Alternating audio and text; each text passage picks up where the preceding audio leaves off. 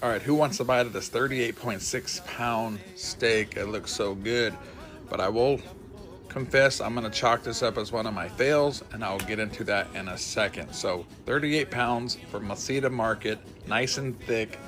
So we got to build some flavor. So we're going with the horseradish as a binder, pulling out the Traeger beef rub, going nice and thick on all sides. And then we're gonna pull out the butcher's twine because it's such a big piece of meat. It'll loosen up during the cook, and I just want it to stay together. So I'm gonna go around it once, nice and tight, and it will hold its shape during the cook.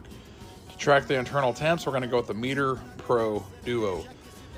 We're gonna put the probe in the center because that's the one I really want to shoot for, and then we're gonna go on the side to track that side temperature.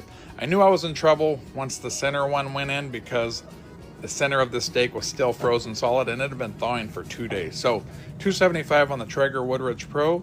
This went for 8 hours. There's no reason why this steak should have went for 8 hours, but being that it wasn't fully thawed, that just tells you make sure your meat is thawed before you go and cook it. So flipping it a few times during the cook, but that center took forever to finally start getting the temperature to go up. So 8:30 in the morning till 4:30 at night, and I was still at about 105 internal in the center core of this. So when I pulled it off, I already knew the center of this was gonna be pretty much raw, close to medium rare, but we just missed the mark. So as this was a fail, I knew I was gonna chop this up and make a bunch of taco meat anyway, so trust me, the meat was not wasted. So pulled out those probes. I did make a massive disc of compound butter.